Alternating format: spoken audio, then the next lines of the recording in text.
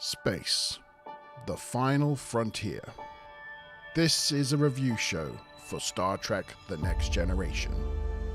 Its continuing mission to explore interesting plot points, to seek out goofs and continuity errors, to boldly go where no other TNG review show has gone before.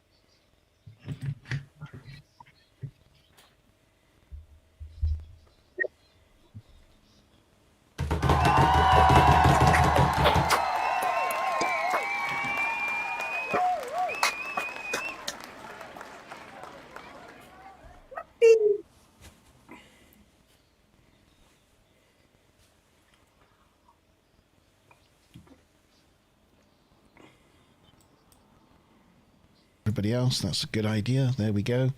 Oh no, I didn't unmute myself. Good evening, everyone. It's a good start, isn't it? It's always good to unmute yourself. Good evening and welcome to the TNG review show. Starting off as I mean to continue this evening. It's Wednesday. It is 8 o'clock. It's the TNG review show. Not that you would have heard that because I was muted.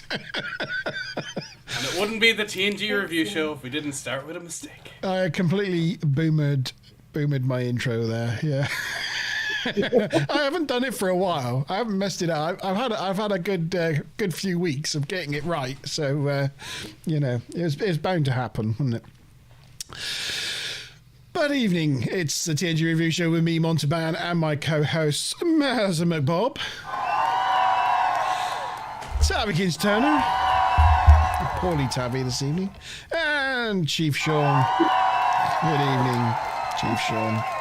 Good evening to you. And we are here consigning another episode of Star Trek The Next Generation to our vault. I will say that Tavikins is coming to us live from sick bay this evening because she's not very well.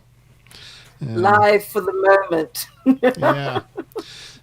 We do have Dr. Beard on hand to administer sick bay services should the need arise. Apart from that, the rest of us will be medicating ourselves this evening with our normal medication. Oh, there you go. There's Dr. Beard attending his patient. So I just there you go, cortical stimulator. That's what she needs.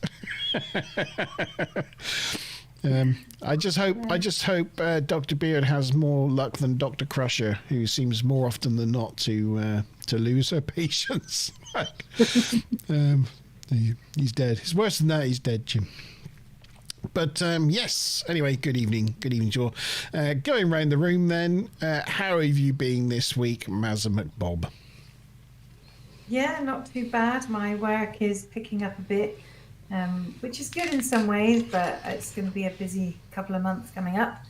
But yeah, no, it's been a good productive week so far. I will say the local area has noticed your planning permission notices on the local lampposts. It's been mentioned in the land registry as people walk to work. They're like, "Ooh, is your sister getting extension?" Gosh. Yeah. That sounds like something a Kardashian might get done. I know. I was like, "Oh, crap, how did you know?" It's like, "Oh, there's yellow things on lampposts." I was like, "Oh." Yeah. So that's out there in the wild. So Mark's workplace is directly behind my house. Like my back garden literally is like, then it's the property of the company that he works for. So yeah, all of the people from there, they all park in my street. We never have any parking spaces. So that's why they've seen the signs, because they're always parking in my street and then walking down the street and they've seen the notices. That's right. Yeah. Well, hopefully nobody, complains. Your glass looks really funky there with the. Yeah. Why would them do that? Well, does. Look at that. I don't know what you're drinking, but it looks like a fancy drink, doesn't it? What's going on with his glass? Oh, because you're not today. Well, I'm glad you're well. Tavikins Turner, how are you doing this week? I mean, we kind of know. You're not. I am recovering from the flu. Yeah. As you can see, I'm laid out because I didn't think I'd be able to sit up for the show. But I got one of my kids like sleepover beds, and it folds out into a little bed. So I'm actually in my living room on this bed here. Well, I'm actually in sick bay, as you can see. Yeah. You're in sick bay. Getting ready for Data to come along and cheer you up. Oh yes, did he? Oh, did he? Yeah. Oh my! And Chief Sean, how are you this evening, sir? I'm well, thanks. Got my moves with me. Busy enough week.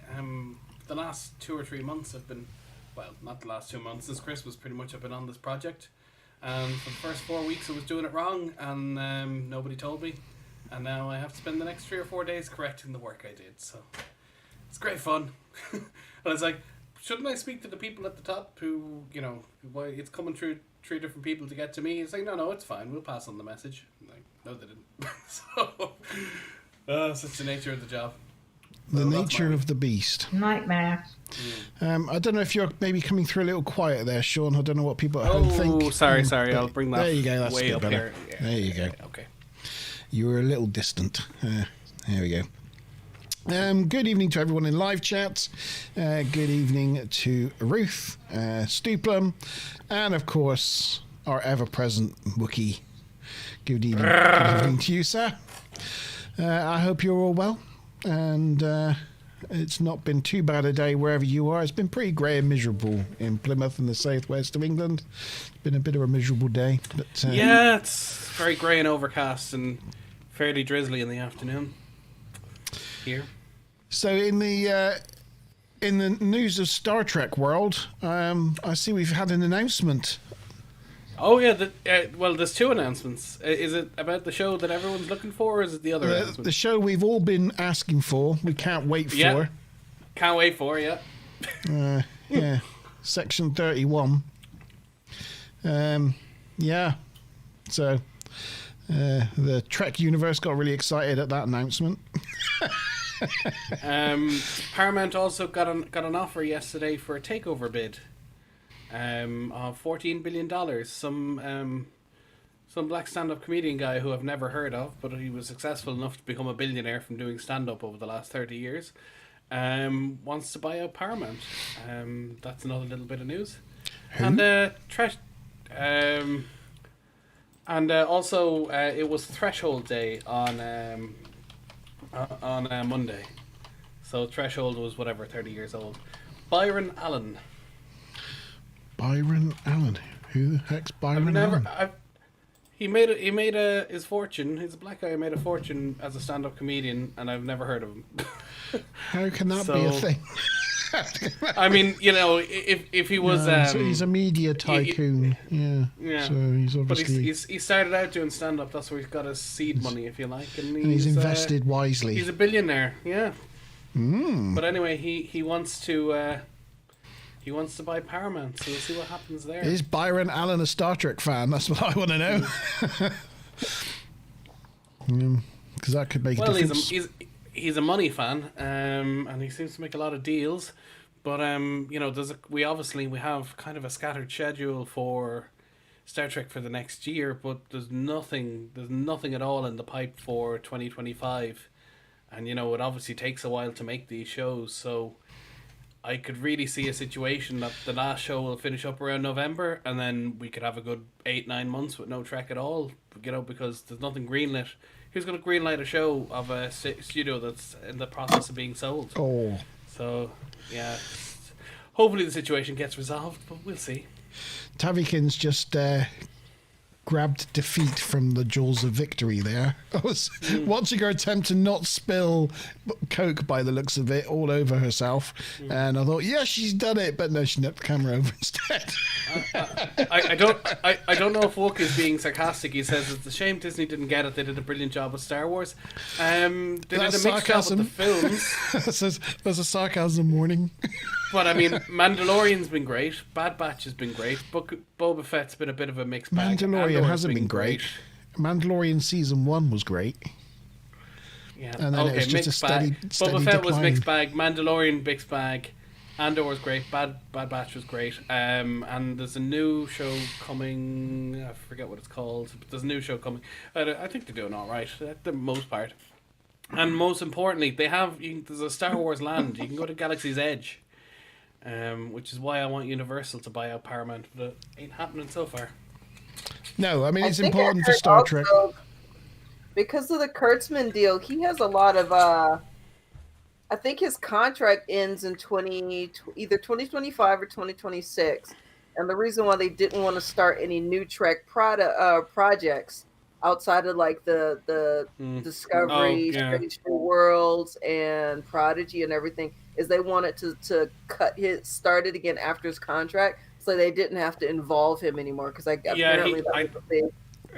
probably his contract. He'd be down as an executive producer for the whole show, even if his contract is ended after the first season. So, yeah, you could be stuck with him for a while.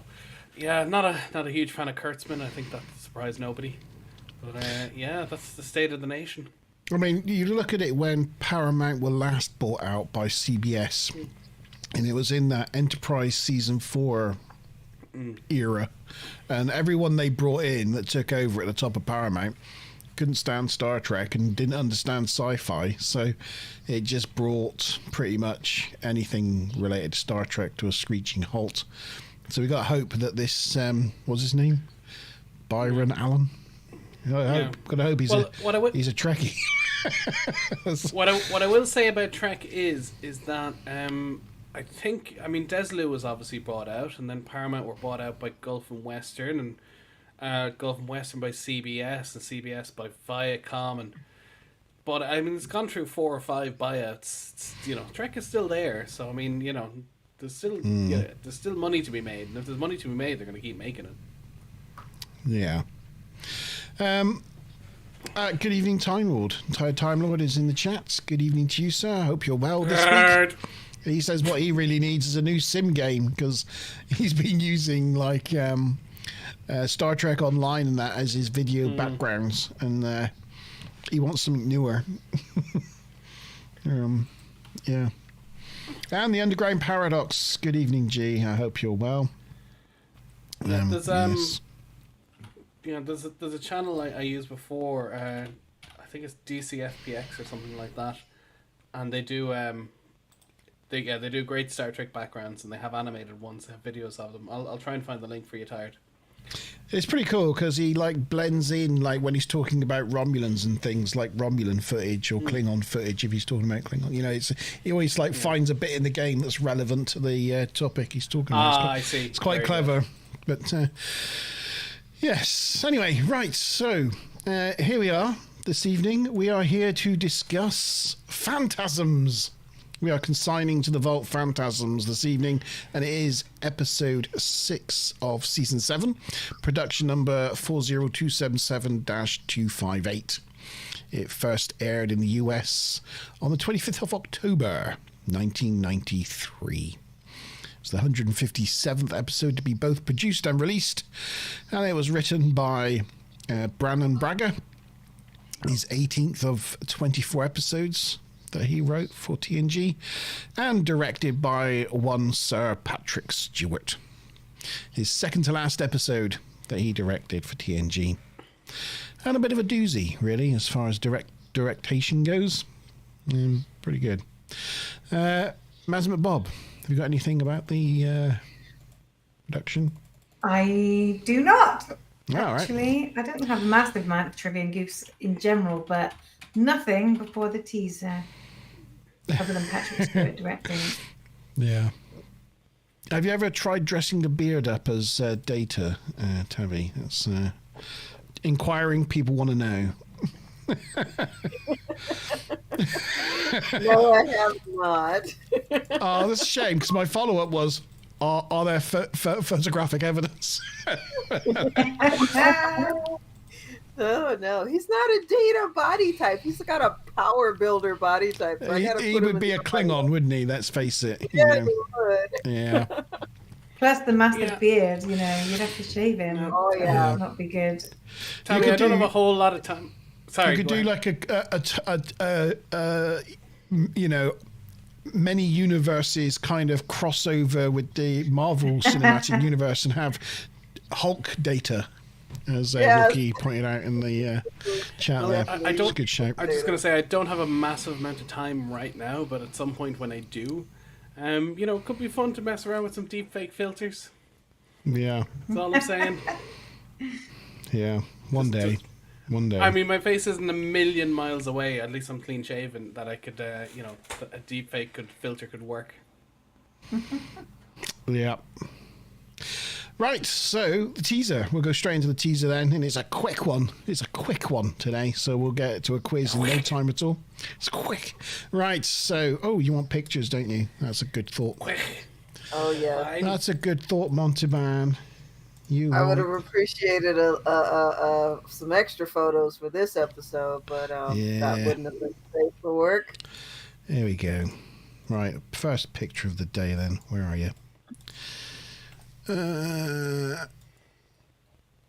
Okay.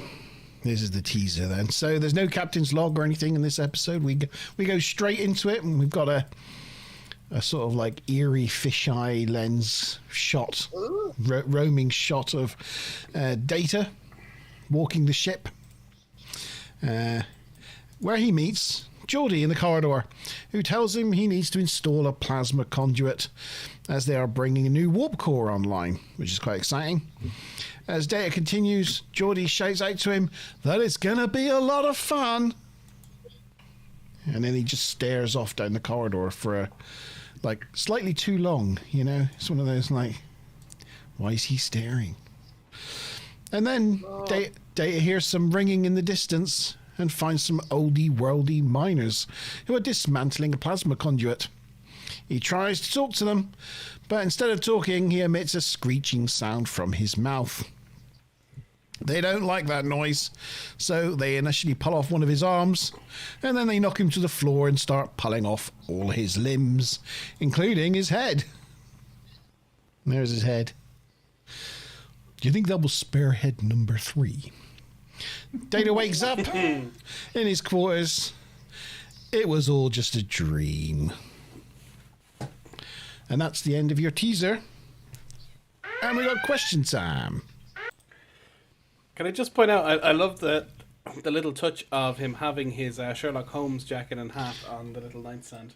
Yeah, it's getting to that point in the sets, isn't it, where they've got like little nods to previous episodes and their characters and each of their, like, when they mock the rooms up, and it's just nice. Yeah, isn't he's got a bonsai from Keiko as a gift from Data's Day, and he's got the gift from the girlfriend from In Theory, and I love it.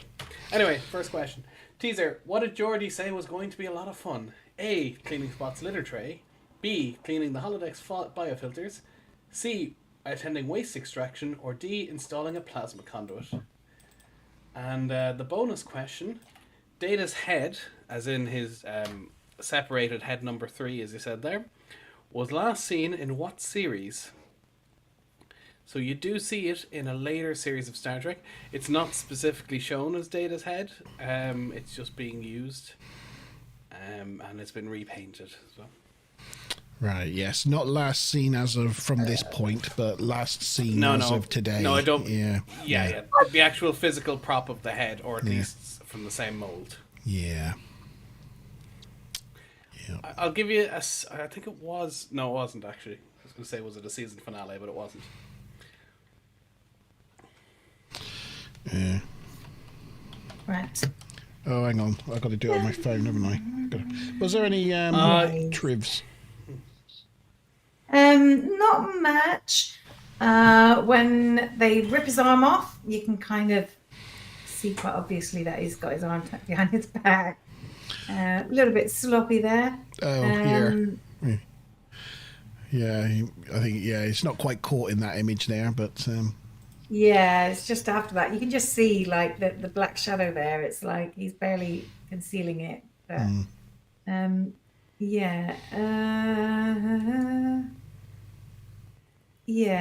also this is one of the few uses of a Steadicam, those dream sequences. They don't normally use those in Star Trek, so it kind of creates that surreal nature to the shots. And the rest of it was just about Data's head, which was previously used in Time's Arrow. Yeah, they found it in a cave. Yeah. They found it in a cave. But technically, I suppose that head became his actual head. Oh, so I suppose it was that head. Because it was the head they found in the cave. Yeah, fair point. So that all works. That tracks. Do you have any facts about the actors, the workmen, Mazza? Oh no, I don't actually. Okay, well, one of them there, the burly one without the sideburns, David L. Crowley. He was in. He played Lou Welsh in the first 2 seasons of Babylon 5. Oh, Lou. Hello, Lou. Yeah, he's the sort of rotund security guy. Yeah, he's the one. Head. He's the one in the back on the right there, I think, with his back to you. Yeah. Cool. Yeah. There we go. So, what was the answers then, Shaunus? I think we've all gone with D and Picard, I think. Well, it was, D, installing a plasma conduit. I was thinking of Voyager. Now, you do see his head in Picard, I think you're right. and it is reused from Nemesis, but it's not the same head. Oh, it's not. It's the Nemesis head, is it? Right. It's the Nemesis head. It is reused from Nemesis, so that is a nice continuity. And since I think... rather than not have a spin at all, I think we'll just accept Picard as an answer and put everyone on the wheel. I think it's the only fair thing to do, because it was a little bit of a trick question, so it was well remembered that it was another head. No, I think you're right. It was Voyager, wasn't it? In episode Unimatrix Zero. Unimatrix Zero. They're ripping out a Borg's head skull to take out all the bits to figure out how to get into the Unimatrix, and the head they pick up is actually Data's head, but it's got Borg prosthesis and it's a different color. So you're going to allow everybody to be right instead of everybody be wrong, right? Oh yeah, we'll have a spin. We may as well. So is everyone against Wookiee? That's a penalty, actually. So, everybody would get -10 by default, right? Oh my goodness. I still gave you the chief. That's trivia set to stun right there. Oh my gosh. I've added Underground Paradox and Wookiee, and Time Lord. Time Lord. I think that's everyone, isn't it? You got Wookiee twice there. Oh gosh. Oh, you got No, Nazareth. no. Oh, hang on. Oh, Where's, yeah. What have I done? Where's Monty? I've done this all wrong, haven't I? This is not Where's going well this Tabby? evening, is it? Where's Daddy? There you go. Is that everyone? There we go. Oh, and Stuplum. Is there an option in Oh, advanced where you can add names that you can tick and untick? Because I just think I it'll don't know. save time. Maybe. I'll work that out another time. People come for the homegrown kind of, half-baked stream that this is. They come It's here kind for of- the. Yeah. They come here for the strong production values. That's right, yes. Anyway, let's spin the wheel. And the moopsie. It's going to be Tavi. Well done, Tavi. Even on her medical sick bay bed there, Even on her she deathbed, still pulls out the points. Yeah. Congratulations. Nicely done. Tavi, says Wookie. Okay, so Act 1 then. And this act does start with a captain's log. And after he flushes the captain's log, he gets on with the episode. Yeah. I don't know who Captain Slog is. One day we'll meet Slog, Captain Slog. But yeah, no. Sorry. I always laugh when he says fire at will. Yeah. Just- What's Will Oh, done? well. Okay, so I thought this was a pretty nice looking shot, isn't it, of the Enterprise D going away from the Earth space dock that's not Earth space dock. So we have Captain's log, star at 8, nonsensical numbers. The Enterprise is leaving Starbase 84. Now Geordi has completed the installation of the new warp core, and they are now prepping to test it out. On the bridge, Picard tells Riker how he has been invited to the Admiral's banquet for the 3rd year in a row. He can't think of anything more tedious. Picard does look a bit like cheesed off, doesn't he, there? He's run out of excuses to use, so he feels this year he's going to have to go. Yeah.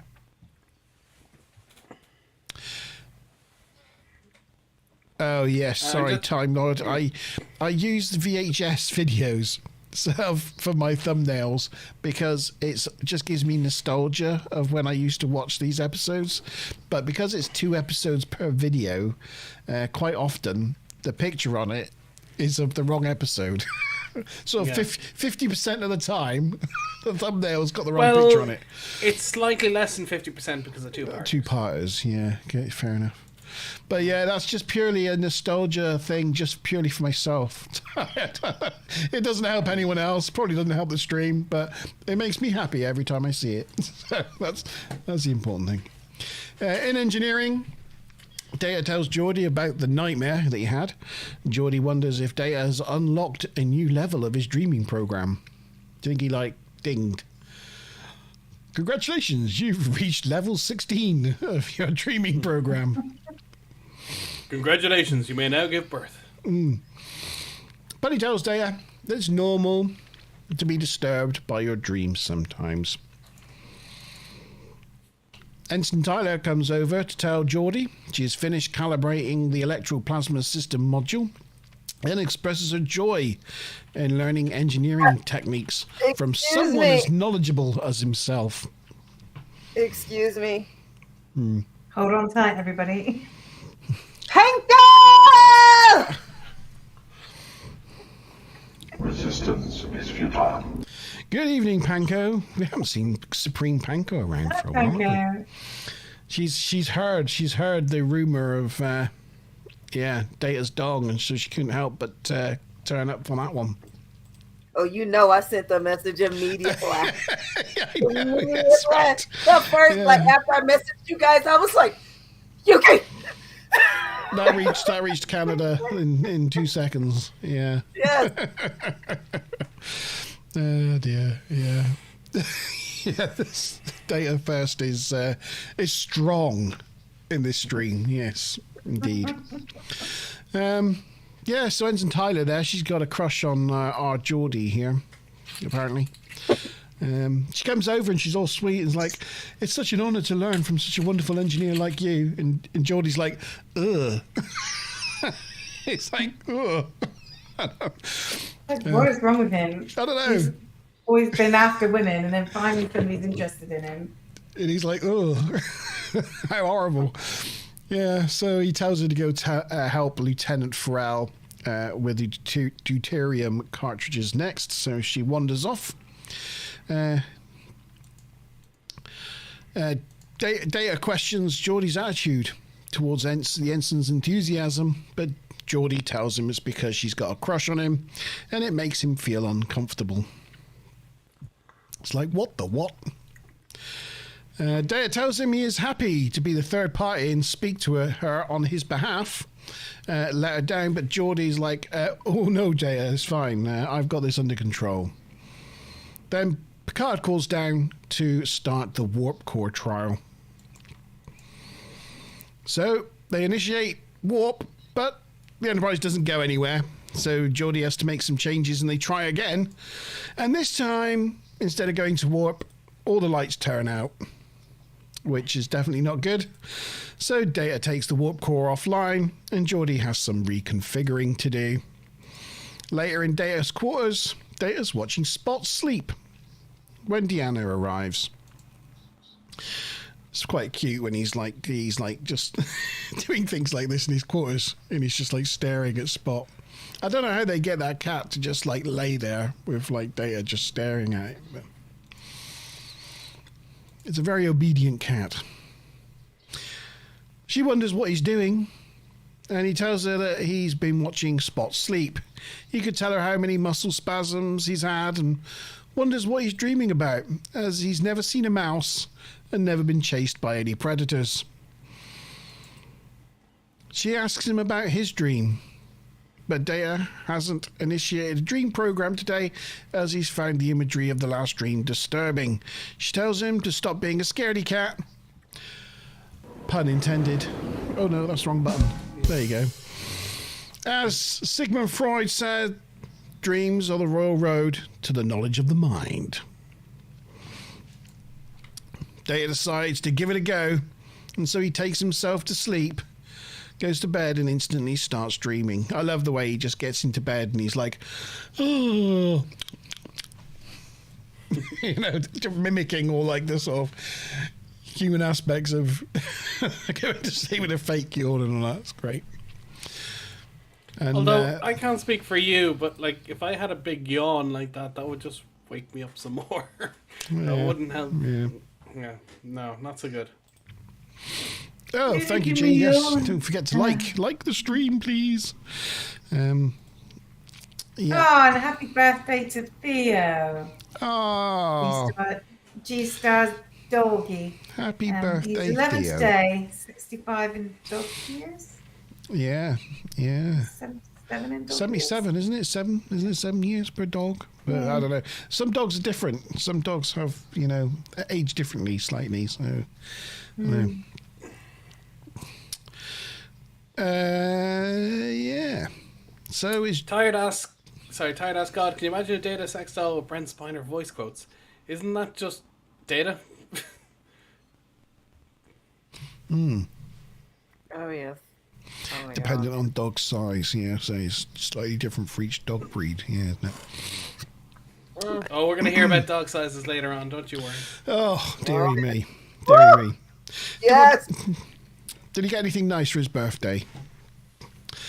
So, yes, Data's dream has taken us to 10 forward, where he meets Worf first, who's eating a cellular peptide cake with the very important mint frosting.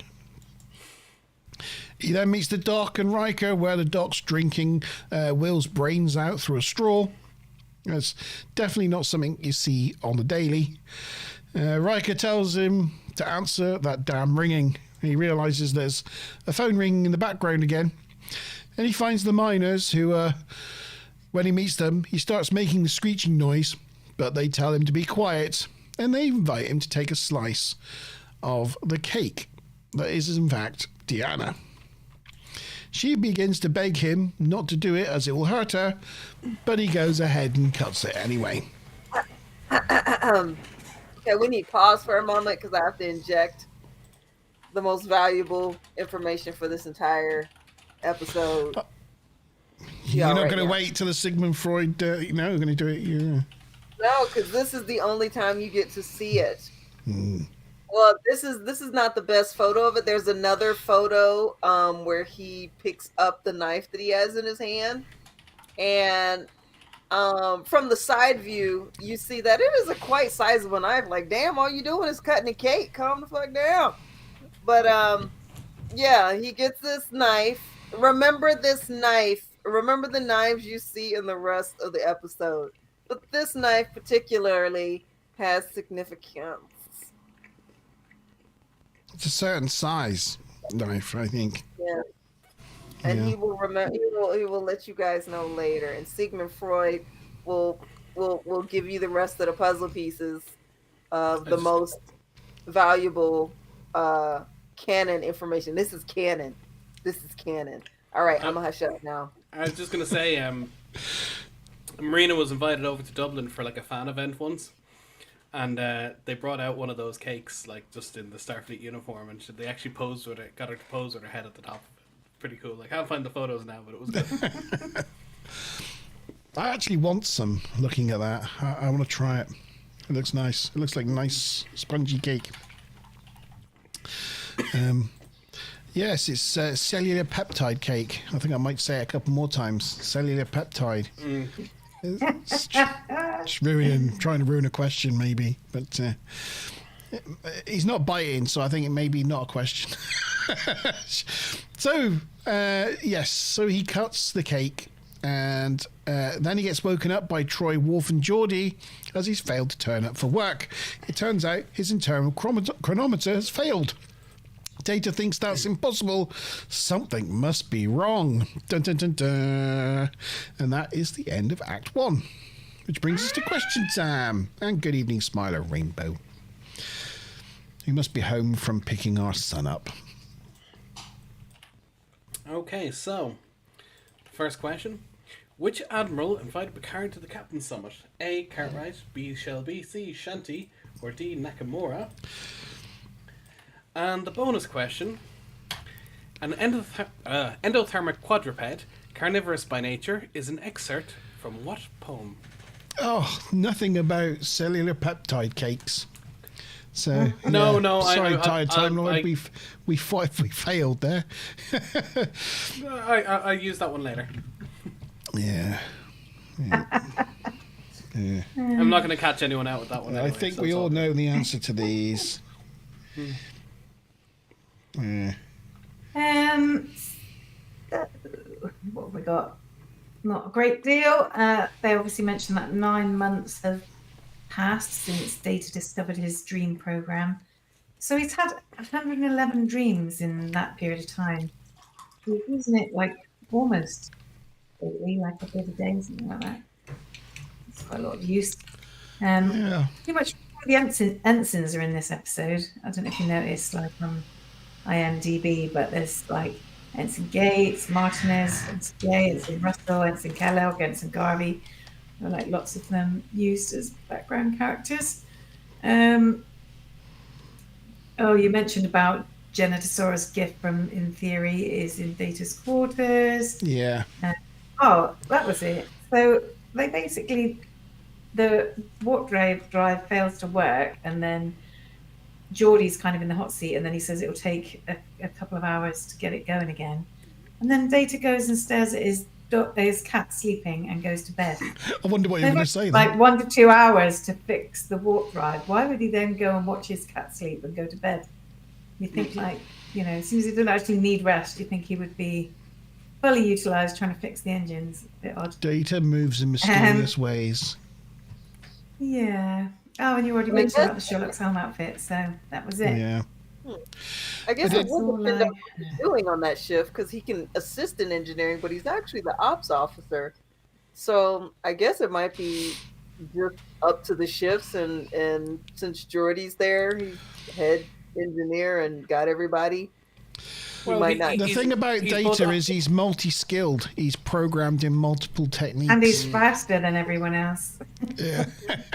Well, he's ops and science officer, but I mean, he's probably less creative than Geordie, but he's more efficient. So I mean, it depends on what you want, depending on the situation. One could be better than the other. You'll see the vault link there. I forgot to introduce at the beginning the bingo. There, if you haven't got your bingo cards and you want to take part in the Sean Says Random Things bingo, there you go. Get your bingo cards from that link if you haven't got one already. 3 points for all in the bingo cards game. Sean, have you got the answers? I'll just ask you that question now you've shoved something in your mouth. Speak now! You'd make a great dentist. You'd make a cracking dentist. You going anywhere in your holiday? Whoa.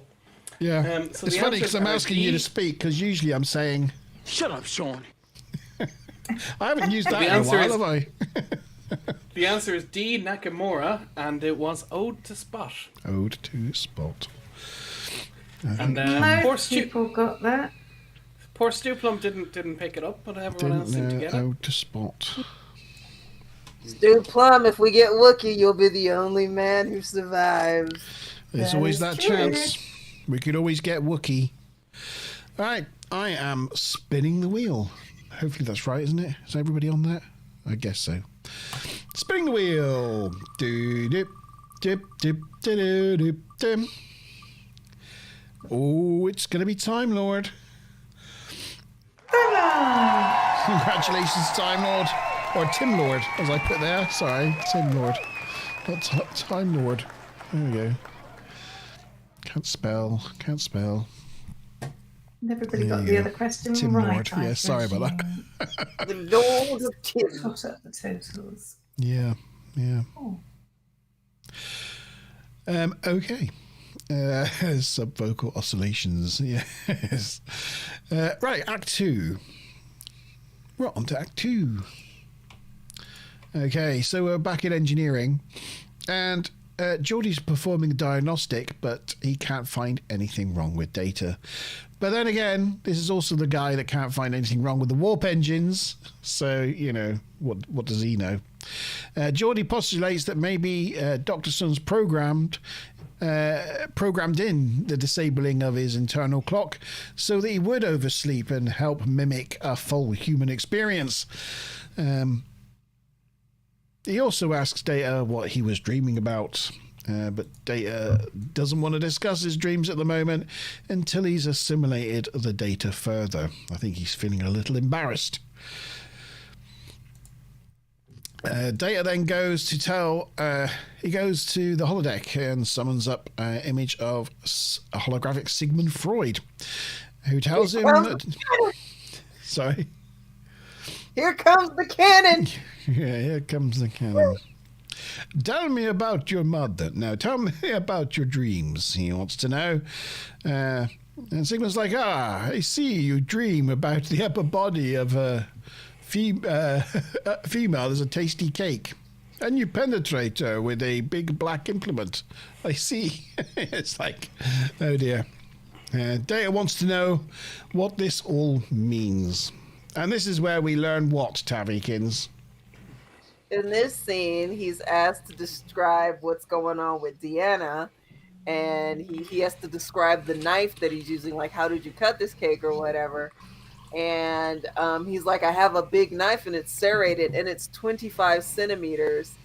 And then Sigmund Freud says that is the representation of your sexual desires and whatnot.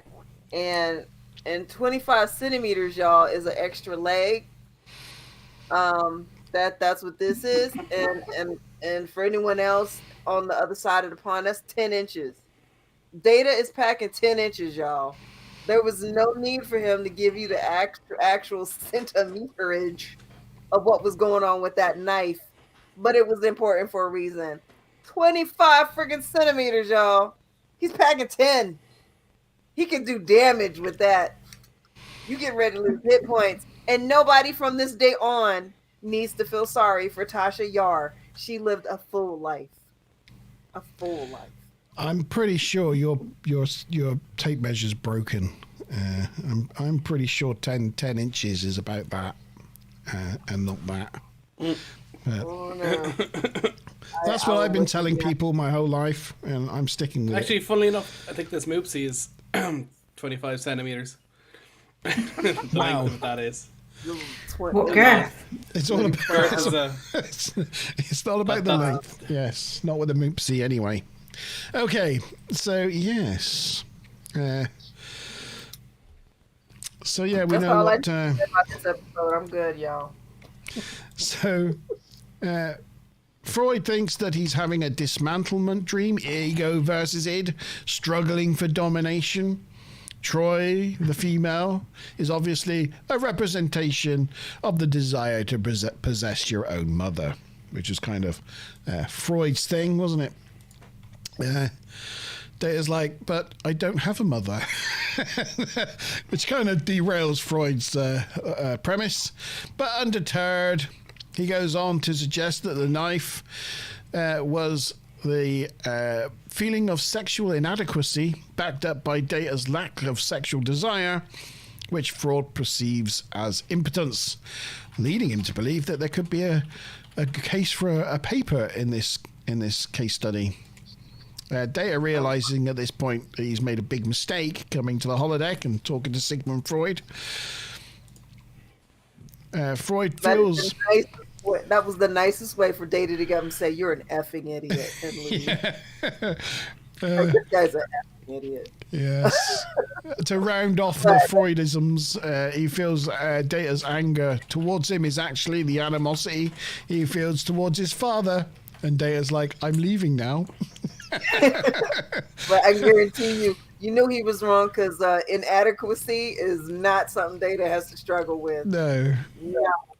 It's not really yeah. So on the bridge, Admiral Nakamura calls, demanding to know why Picard hasn't arrived at the banquet. But Picard assures him that the issues with the warp core are being dealt with, and he'll be arriving shortly. Geordi, who signals that they're ready to try again, but this time the warp field completely collapses, and Geordi thinks it's going to take at least 2 hours to fix. Picard has to tell Nakamura he will be later than advertised. In engineering, Data and LaForge work on the problem. Tyler appears to grab a plasma inverter. She apparently is still crushing on Geordi, as he hasn't had time to talk to her yet. Geordi asks Data for the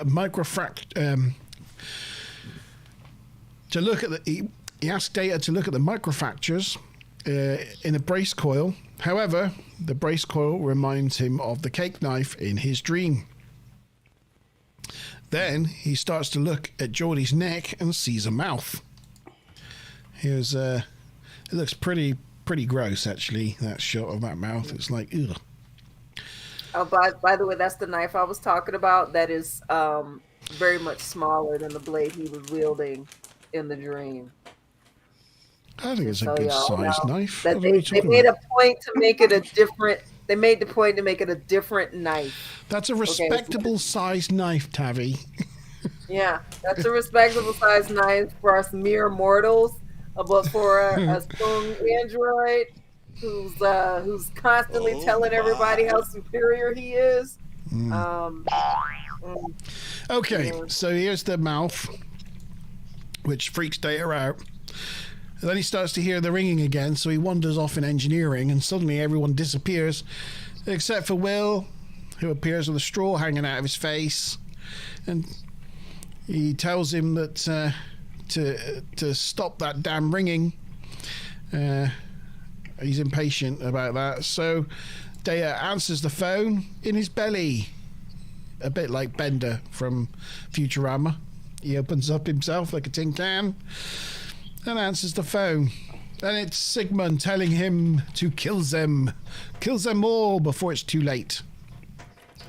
Geordi wakes him as he'd been sleepwalking, using the brace as a phone. He's confused and doesn't know what's happening. And that is the end of Act 2. Red alert. What are you wearing, Sean? Yeah, Don't tell Tavi. I can see what it is. Why not tell me? I'll just get you on full screen a minute. Oh, I'm gonna go I'm going to Just go a with. perfectly normal jacket. Well, Can I say what I think? yeah, What's the Is it? cover on Are you the side? Captain Jack? little bit. Yeah, little Yeah. bit. Although this one is a Danish Defence Forces. It's not the RAF one. Captain Jack Harkness there. Look at him. Oh, I've always worn. I just wear this coat around sometimes when it's cold. Yeah, now we're in the Time Lord's domain. Yes. Nice.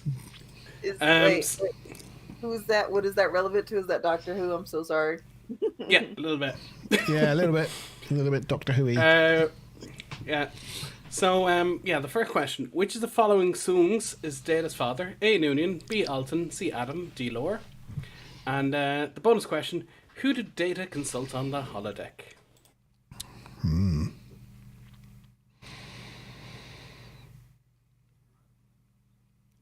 Wow. But yeah, We've had a lot of Wow. we have had reference. a lot of Data's relatives. So, So- act number 2. Yes. Tribs. So, as Time Lord pointed out during his discussion with Freud, he's asked whether he has a mother, and he says he doesn't.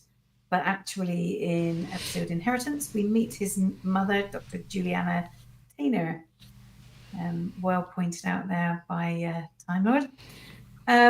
Also, Admiral Nakamura, Clyde Kusatsu, appears for the first time since Measure of a Man. He'll also appear in the finale All Good Things.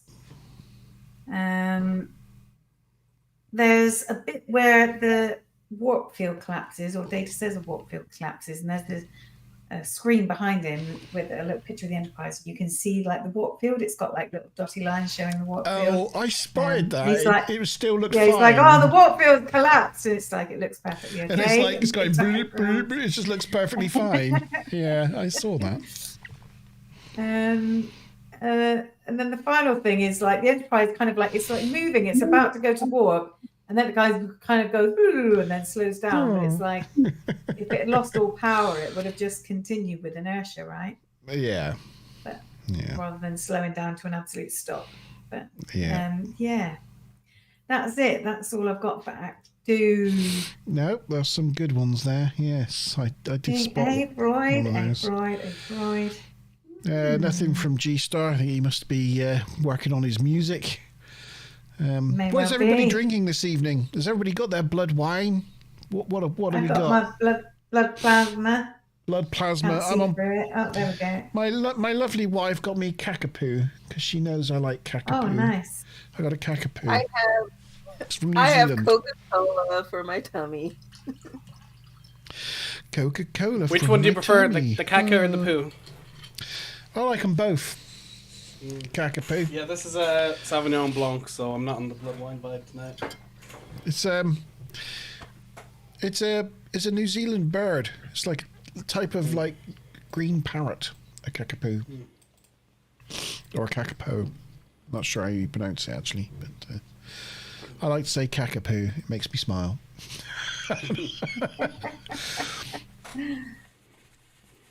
Oh, and as I've been chatting back and forth, who is it, Wookiee, talking about like the measure of a man? That episode now has a totally different meaning for me. Just the title, "The Measure of Man." They should have just said 10 centimeters. 10 inches. Is this measure of The the man measure of a too? man. Is it? 10 inches. Like Yeah. you were So when not. Riker takes his arm off, you think that was the wrong appendage? Yeah. Oh my goodness. When they brought up Tasha, he should have asked immediately, "Is that what killed her?" They're like, no. Oh, it doesn't have to be alcoholic tired. It could be a cup of tea. Yes. Some water. Yeah, or water. Or, Although, to be fair, I'm actually cheating because this is sorry, you can't see the label. It's actually non-alcoholic wine because I have to get up at 5:30. So, Oh, another fair. early start. fair enough. yeah, I have to do pose. This is the I'll first tell time you one I thing got- though, it's €3 a bottle and it's delicious. Wow, nice. the first time I get to put Chief wine and Chief non-alcoholic. Wow. Yeah, and I'll get this again. It's fantastic. non-alcoholic Sauvignon Blanc from Aldi. It's called 120. It's decent. Yeah. Smiler Rainbow's on the herbal tea. Herbal tea for Smiler. Yeah. So, answers. He's gone. Last time I asked him for the answers and he was stuffing his face. No, he's not there. I was getting cider. Okay, so so it was A. Noonian, and it was Freud. I love that, an emergency bottle of wine for the world is ending moments. And similar, I've got a alcohol-free zesty lemon cider, which is also immense. Although you're really killing it with this stuff. Yeah. So yes, it was A. Freud. So who have we got? Have we got everyone? Did everybody get that? Yeah, everybody. Including Stuplum? Yeah. Stuplum? I think so. Right, I'll put Stuplum back on the... Freud. Right. I'm going to spin the wheel.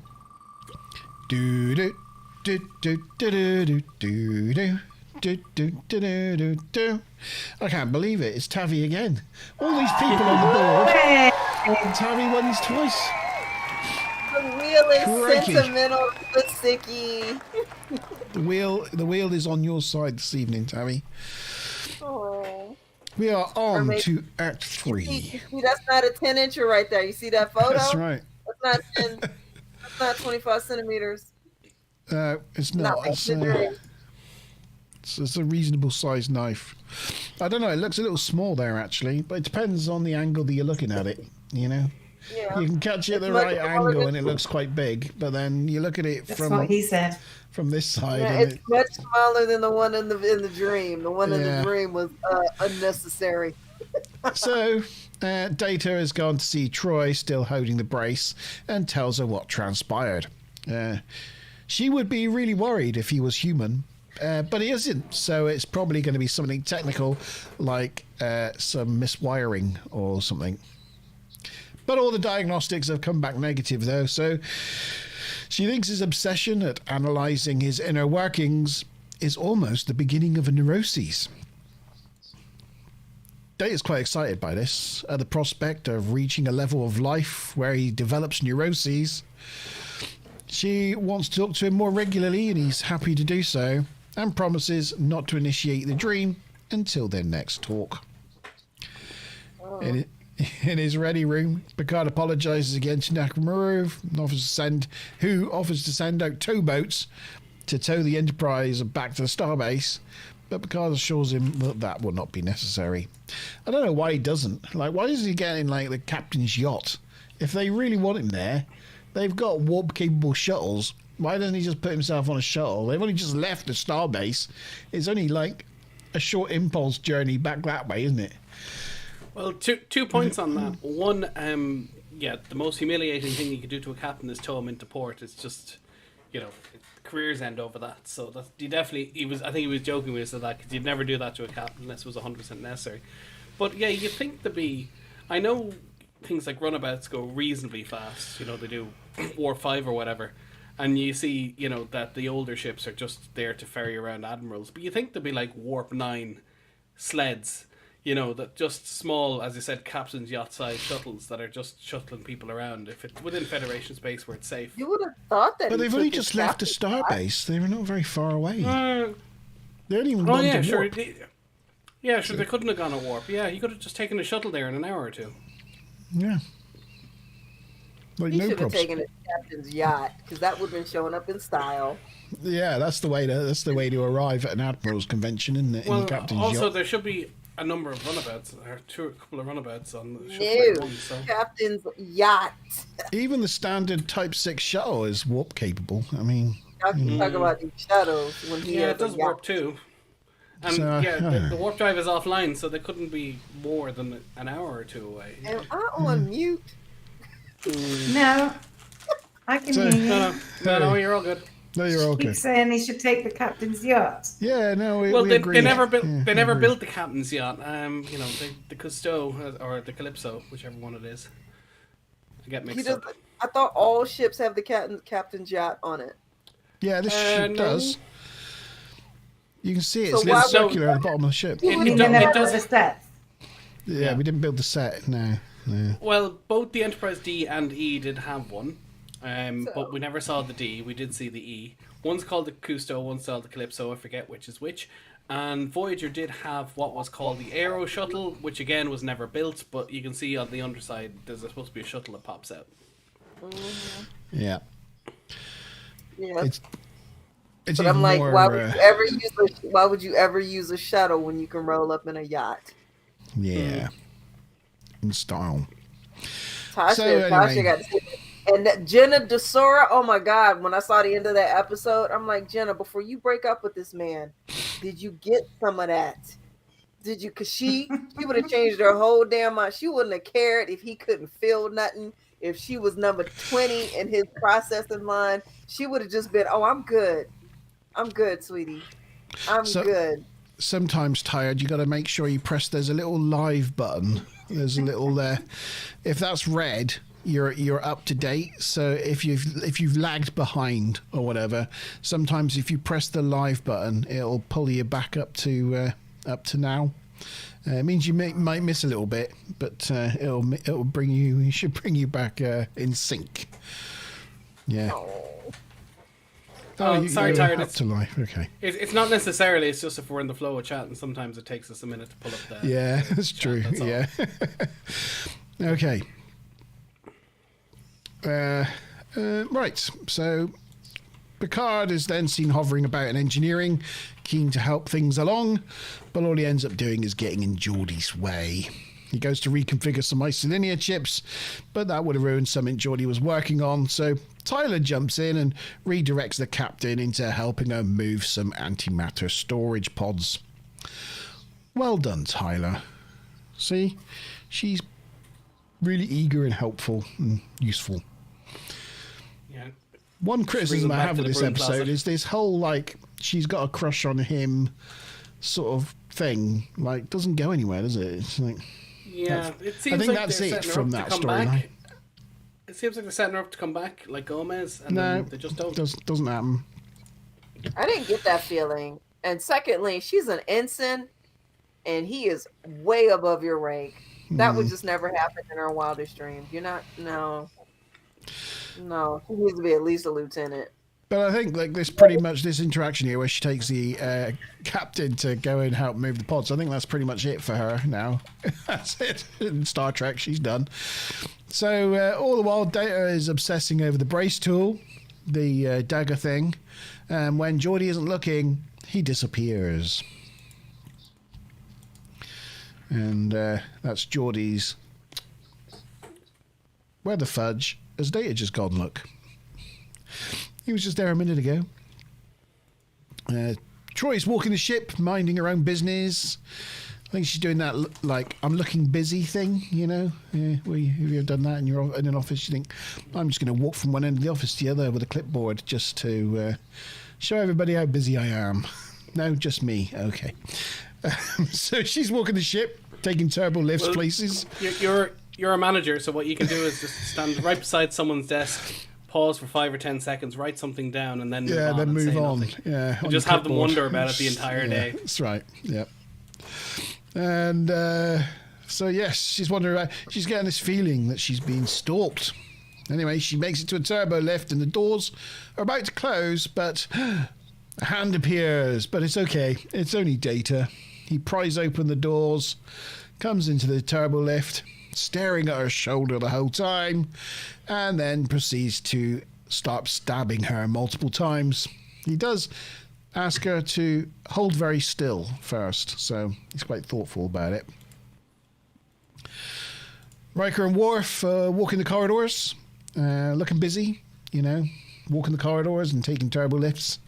Worf's moaning to Riker that he's introduced his son to some screeching, pounding decimants, i.e. jazz. The turbo lifts open, and what greets them is the sight of Data apparently murdering Troy. Again, not something you see every day. This scene is a bit strange to me because if you're following his dream and Freud, which he walked out on because he's dumb, I'm like, dude, is Why is everyone sexually assaulting her? Because that's what that thing implies in his dream, if that's an issue. And then out here, if it's going to happen to anyone, it's going to be happen to Troy. So. Yeah, and I'm like, I don't like how that blends together because they brought it up in that scene, and then later on, he's actually assaulting her with the implementation of his sexual desires, and I'm like, that's assault. So, come on, but you know, it was only thinly veiled for a reference, but when you're thinking back on the connotations of the information we got before, you're like, oh, this scene reads different now. Yes. Yeah. It's like, oh no. Is that what he's trying to tell us? But, good night, G, or good luck with your music. I know he's working on his music, so yeah, good luck with that, sir. And he's given the episode an 8. Bear that in mind for later, Miz. Wug was asking why did they give Brent a prop knife. Well, I'm going to say probably because it's a prop knife. It's made out of wood and sprayed with metallic spray paint by the looks of it. Yeah. I forgot to say, it's question time.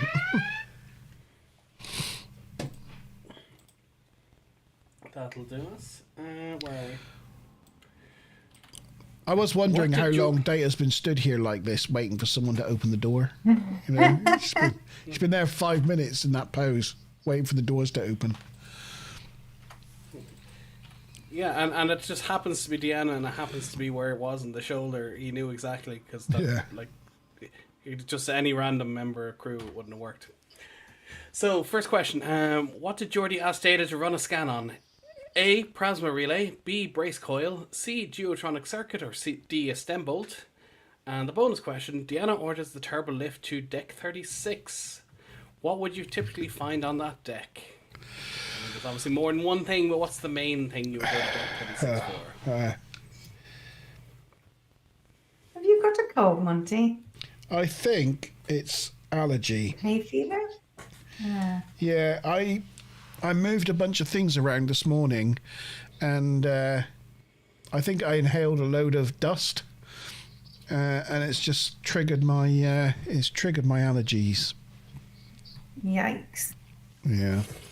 I got hay fever one summer, and I'd never had it before nor since, and I was working in a building that borders a park, and whatever it was about that park gave me hay fever for the entire summer, and I'm glad I don't work there anymore, put it that way. It wasn't bust allergy. No, I don't get that kind of allergy. Oh, dust. Yes, dust. Dust allergy. Yes, that's the one. Yes. Oh no. Oh gosh. I wonder if I've got this right now, because people are saying I don't have a clue. Well, Time Lord said the same as you, so I'd say that increases your odds. Did you find Spot on deck 36? He just hangs out. How do you know he doesn't hang out on deck 36? Maybe that's his favourite spot. Well, we do know when Spot changes, not only manages to change gender, but also manages to escape the quarters and get impregnated. Yeah. Yeah. Kind of hard to do with some security on a starship. The cat can just do that, but alright. Okay. Yeah, I've only got one little trivia part for this act, is that this scene at the end is one of the few Star Trek episodes that were slightly edited for screening by the BBC in the UK. And that was the scene in the turbo lift where Data's stabbing Troy. Apparently it caused some upset among the US viewers when it was screened in the US, so they decided to family size it slightly in the UK. I think they did that with that conspiracy episode as well, didn't they? They did. Yes, they did. When it aired in the UK. Yeah. To be fair to the BBC, they used to show it at 6 o'clock in the afternoon, I think. Yeah. You know, on repeat all the time. So I can kind of respect that, because there could have been anyone watching it at that hour. Yeah. Yeah. And the high ground, they didn't show at all. Yeah.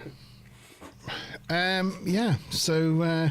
They could have just wiped out that 5 seconds of line, but they just took out the whole episode. It's like, nope. So, answers to the question, Sean? Terry? Well, I was thinking when they had that show with the high ground, wasn't someone like attempted like assassinated at that time? So they were like, we Yeah. have no punches for this. No, it was to do with the fact they talked about Irish reunification, and the Troubles were still ongoing at the time.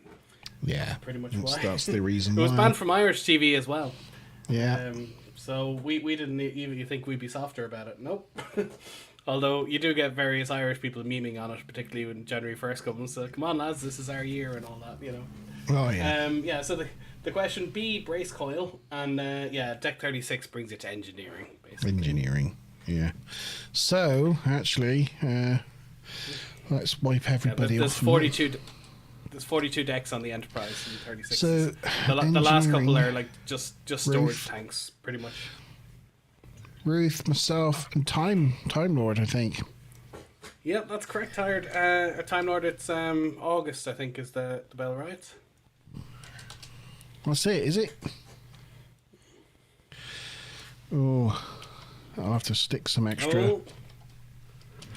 There we go. We're overdue for a Wookiee. Yeah, no, don't say that.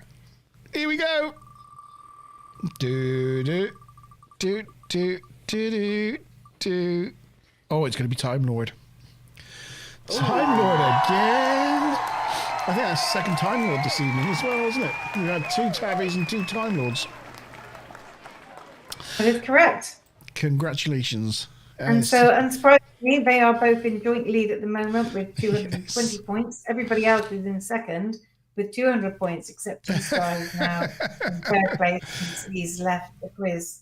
Oh, yes. He'll be leaving. He has exited the quiz. So, yes, well done, Time Lord. Well done, Ruth. Congratulations. Looks like Bingo might end up breaking some hearts tonight. Yeah, Bingo could be the clincher, couldn't it? We've still got 2 acts to go though, and we've got the big 2 acts of more points. So you never know. Things can I've still. got a line in Bingo already. Oh, have you? Oh, grats. I have got one. Okay, so Act 4 opens in the observation lounge with Data telling Picard how he had another waking dream. He saw a mouth thing on Troy's shoulder and had an uncontrollable urge to destroy it. Picard relieves him of duty and confines him to quarters. In sickbay, Beverly's treating Troy's wound.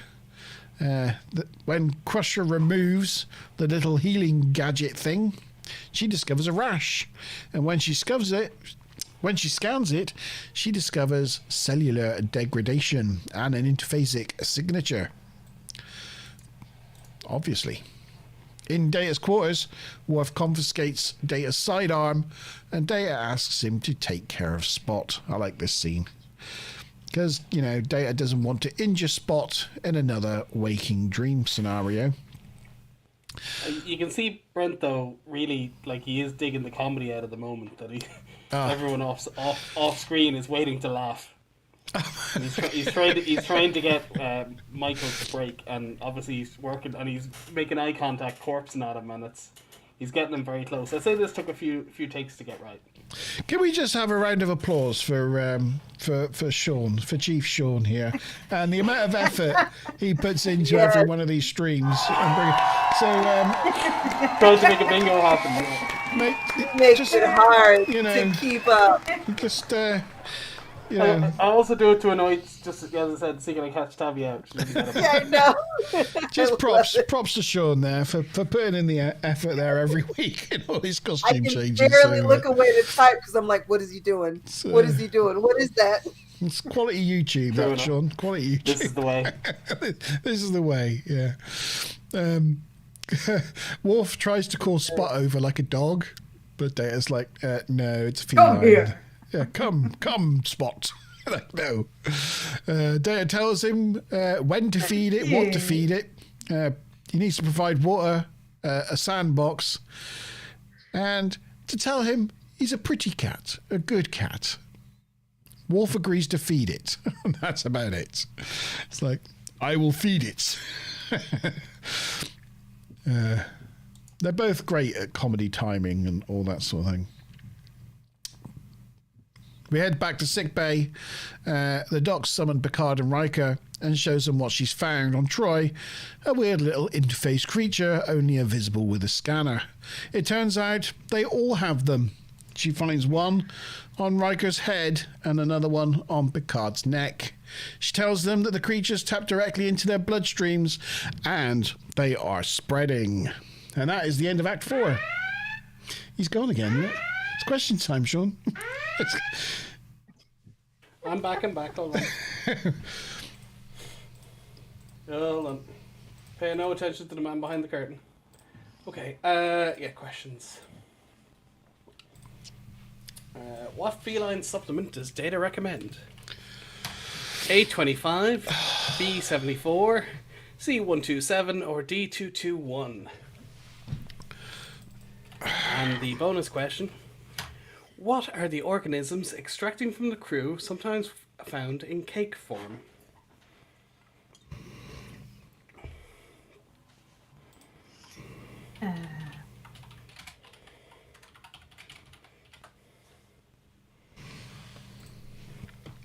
There we go.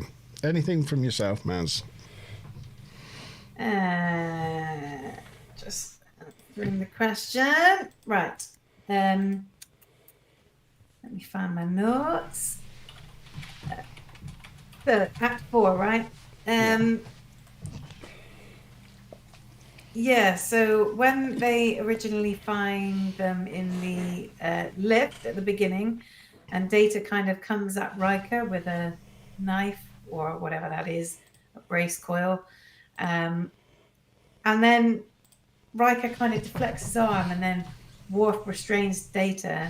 But I thought Data was supposed to be 10 times stronger than like humans, or like easily able to overpower Worf. So even both of their might combined wouldn't have been wouldn't have even slowed Data down. So I took it that he sort of was coming out of his dream at that point, so he didn't really put up a fight. They kind of grabbed him, and he was kind of like almost dazed. So that's the way I read that. You know. Yeah. And as we've already said, obviously Spot's referred to as a he, but in Genesis, Spot becomes pregnant. I also thought it was a bit sort of strange somehow, but when they were doing when Data's being interviewed by Picard, this wasn't the strange bit, but I like the way they had like all of the security people behind him. There were like 3 or 4 security people, so they were clearly taking seriously how strong Data is. But the beginning bit didn't really show that so much. Yeah. And that's really all I've got for that act as well. Not a lot. I think if Data, we've discussed this before, but if Data really did go rogue spontaneously on the ship, I think, the crew would have a bit of a tough time about it. Really, Everybody would die immediately. Yes. Yeah. He would just turn off the atmosphere, vent everything, or fill the place with gas. Yeah. And it would happen immediately. Yeah. It'd be kind of the same if the Enterprise's AI went rogue. It'd be just as devastating. Yeah. Use the doors, Luke. Oh, no.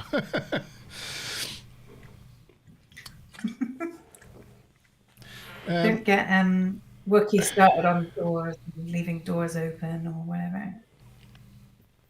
Sure, he'll like that. My nose is getting worse as the stream's going on. I'm bunging up as it's. Right. So, did we have a question? Yes, we did. Have we got an answer? Yes, we've got many answers. They seem to all be A and cellular peptides. Oh, I didn't put cellular, but I did mean cellular peptides. Yes. Yes. What did you put? Peptides? Yeah, I'm sure we can accept that. We had A and cell peptides from Stu Plum, cellular peptides from Ruth, Tabikins, Time Lord, Maz, myself. So I think everybody's got it. Your questions are too easy this week, Sean. All right. Well, Yeah, it's No, not no, bad. they're fine. I regret saying that. All right, we'll see what we do next week. Yeah, see, I regret it already. Time Lord Maz. Oh no, Stu, Plum, Ruth. I feel someone's Tavi? missing. Tavi, that's it. Tavi! Tavi. Okay, I think that's everyone. People have 6, yeah. Right, ready? I've gone for a really thin. Should I do another one? Oh, Thinniest of slices. the thinniest of slices. Let's spin the wheel. Do dip dip dip da da da do dip dip dip da da da do.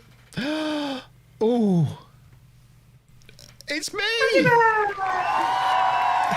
I got some points on the wheel.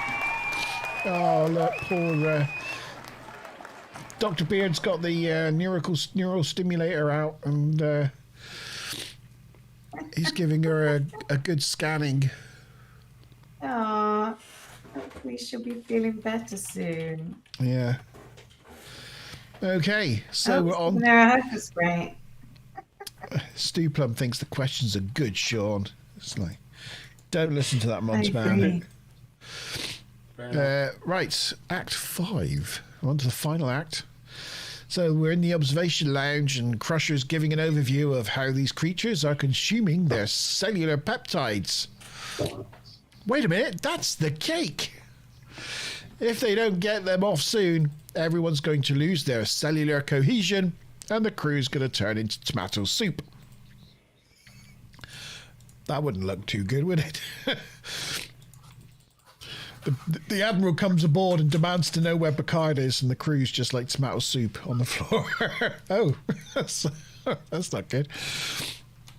So they brainstorm what to do and wonder what Data's connection to all these creatures is. They realise that all the locations that Data saw something weird in his dreams are the same locations that creatures can be found. So they decide to take a closer look at Data's dreams in the hope that it will tell them something. They take their idea to Data and tell them they propose to connect him up to the holodeck so they can view his dreams. And Data's like, sure, yeah, no worries. They wouldn't want to do that to me, I tell you. It would be horrifying. They hook him up to Picard.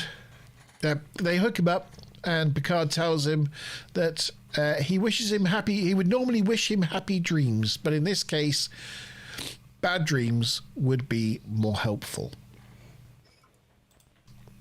So they initiate the dream program, and they're transported to a corridor. Data says hello as he walks by on his way to 10 forward, and they follow him along. In 10 forward, Data offers Picard some of Troy's cellular peptide cake with the important mint frosting, which the captain accepts. Riker's still bothered about the ringing phone, and Beverly thinks Riker's brains are delicious. Geordi answers the phone in Data's tummy and tells Picard it's for him. Again, the voice says, kills them all.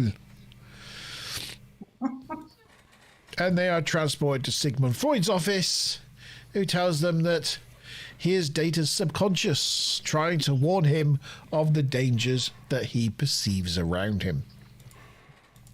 The phone rings again, but this time the miners enter and shoot Sigmund. And they get to work Miners. taking apart. Those guys are Miners. at least 30. Yeah, well done. Yeah.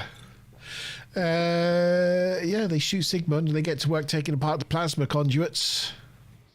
When it looks like Picard wants them to stop, they turn on Picard and declare him and Geordi their enemies. Then Data gets up and stops them by shrieking until they collapse on the floor. It was all a very weird sequence, this. Data wakes himself up in the holodeck and tells Geordi to adjust his positronic brain to emit an interphasic pulse.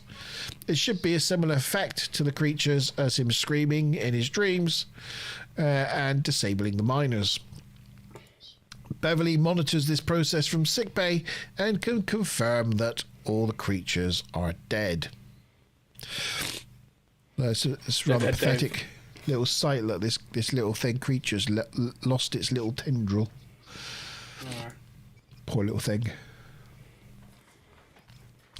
LaForge explains that the new warp core was infested with interphasic organisms from Thanatos 7, and that's why engineering staff had so many problems initializing the warp core. In order to get it back up and running, they will have to construct a new conduit, which will take at least 6 hours. Meaning that Picard gets out of attending the Admiral's banquet once again. LaForge suggests to the captain that he can speed up the construction if he wishes to attend, but Picard tells him that he wouldn't want to put the safety of the Enterprise crew at risk. Take as much time as you like. In Daya's quarters... Sorry? Oh, sorry.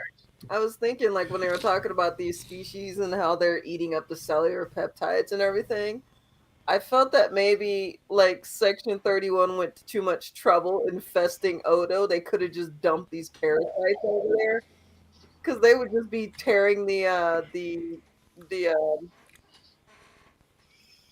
changelings apart, because they're very liquid and fluid, but these things would have been able to swim in there and just continue, and they wouldn't have been able to take form again. Yeah, that's a good point. Yeah, they can a useful bioweapon. Yeah.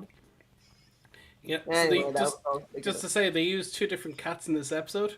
That's a completely different one than the one that was lying down earlier. It's a different colour. It's a lot lighter. It's fluff. Yeah, it's fluffier, and it's a mixture of colours. It's not just orange all over. The other one's the lazy cat that they can get to sit in one place, and this is the more active cat. Pretty much. The other one was very mellow. Yeah. In Daya's quarters, Daya's playing with Spot when Troy arrives. After listening to the details of the dream from Geordi, she states that turnabout is fair play, so she has made him a snack, a cake in the shape of Data. Data wonders what Dr. Freud would say about the symbolism of devouring oneself. And Troy responds, Data, sometimes a cake is just a cake. And that is the end of the episode. I have to say the Troy cake looked more appetizing than the Data cake does. I don't know about that. I don't see how you mess up a cake like that when you have replicators. You have a replicator. That should have been a perfect herself. made cake. Yeah. Okay, so the questions. So the first one, from which planet did the creatures originate? A. Talos, B. Thanatos, C. Theta, or D. Tanata? And the bonus question, this is a bit long. In what TV show did a similar episode occur where the crew had to go into a VR Wild West simulation to allow an artificial life form to develop a Dove antidote program? So, a bit of a long question there, but if you know, you know. So there's an artificial life form stuck in a VR they use a VR simulation to help fight the virus and get the cure. What? Oh, that's a completely different question. No.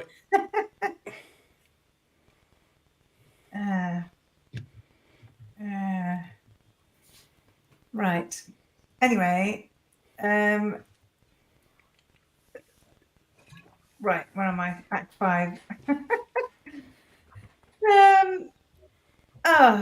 knows what we're doing?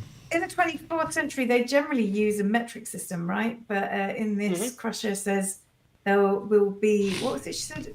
Will be nothing but a few pounds of chemicals. I don't know where she gets a few pounds from. I don't know where all my other stones go. But yeah, it seemed odd to say in pounds as like they generally use metric. Well, I guess the I also creature is agree going to with eat Ruth. us, as you know. So I guess Yeah. our weight. That's where our weight goes. I don't know. I don't know if you've ever had a a relative cremated, but when you get down to it, there's not a whole lot left when all the water's gone. Ugly sacks of mostly water. Yeah. I mean, you take a human and you get a little shoebox. That's all you get. Yeah, if burned, I guess. I just sort of imagine if we kind of went doop, it would be a bit more of a big splish than a little Yeah. splish. Yeah, depends on the water and stuff. Yeah. Anyway, and also, agreeing with Ruth, often in this sort of situation, they'd be like, "Ooh, we've identified a new life form, and maybe we should try to remove them without hurting them and all this Kill kind of it! thing." Whereas this time, they were just like, "How do we kill it? How? How do we kill it right now?" It's just, Yeah. I and it's also- like, "Yay, we wiped them all out." Oh, right. So that's Could have been the also last of their limit that kind. species. It could have been the last colony that ever existed, and they've just made them extinct. They needed to go all through all that holodeck adventure to figure out they needed an interphasic pulse to kill the interphasic creatures. Yeah. Now, I'm no might be science impressive to nerd, try. but they're like, we've run out of ideas. We've tried everything. Have you tried an interphasic pulse? God damn it.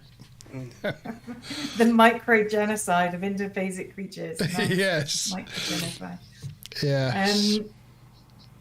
And then the other thing is that Thanatos, everybody seems to have answered already, is the Greek word for death. So, whether or not they're sort of implying that it came from a place that means death and it had bugs that were going to kill everybody, or whether it was just... I didn't know that. Who knows? Very good. Well, I'd imagine back in the 90s, and well, actually, I say I imagine because I've seen behind-the-scenes footage. The writers' room have walls of encyclopedias and National Geographics and all sorts of books about different cultures, because when they're trying to come up with the name of a species or a race or a character, they just have all these reference books just there. So it's not completely out of the norm that they'd just pull a random dictionary, a Hungarian dictionary, go, what's the word for death? And go, there you go, perfect, that'll do us. Or in that case, Greek, but you know what I mean. Yeah. So, answers to the questions then, Sean. Yeah, well, Thanatos, as I said, B, and yes, it was a red dwarf. It was a red dwarf resonance, yes. Yeah, I held it to the very end. Yeah. So, I said Red Dwarf. Time Lord said Stargate. Good guess. Good guess. Tavi said no idea. I don't know. Montana If said Red Dwarf. Time Lord's from the United States, he might not know what red dwarf is, I guess. No, probably Yeah, not. possible. Ruth said Red Dwarf. Stuplum said B, and oh yeah, that's it. Meaning Red Dwarf. I wonder how he worked it out. Oh, he's never watched So, Red yeah, we've Dwarf. You're same as Tavi. Tavi's never watched Red Dwarf either. 2, Despite our constant nagging. Got so many TV shows to watch. I'm in Voyager right now, and I'm watching I feel like- Supernatural, bits of Stargate, and The Last Airbender. Last Airbender. Very good. Yeah. Well, I got a lot feel- on my plate. I feel like Tavi, when she does get around to it, is going to really appreciate the references that we've been peppering everywhere. Yeah. Yeah, and I think you'll love all the really silly kind of humor as well. Even though you'll get the references when they come up, but I think you'll just have it. Well, Time Lord, if you like cheap ass British sci-fi, given your name, in theory, you should love Red Dwarf because it's right up there with the best of them. Recommend. Okay, so I'm going to spin the wheel. Who we got on the wheel then? Well, we've got Yumi, Ruth, and then Stu Plum sorted. Oh yeah, let's put Stu Plum on it. Time Lord, no Time Lord this time. No Tabby Tabby this now. time. Just all Brits. Well, what a surprise. What a shocker that is, isn't it? And the Brits got the Red That Dwarf is question. true. You're What a- discriminating against non-British with your Red Dwarf I do questions. feel discriminated If you've against. time for I Doctor do. Who, you've time for Red Dwarf. I- There's I- only like there's 900 episodes of Doctor Who. There's like 60 Red Dwarf. It's not that much. discrimination. We were bigging you up a minute ago, and now look, you've let us down on the diversity scale. You never know. You can be safe from a Wookiee here. Yeah. Wookie, you need to come through on this one. Okay. Wookie. Oh look, Put he another- loves cheap British shows. So like the IT crowd. So honestly, you need to prioritize Red Dwarf. It's one of the best. Okay, I'm spinning the wheel, Oh, I've got another line. and it's Stew Plum. Which look at that cake. Congratulations, dude, Mike. So close.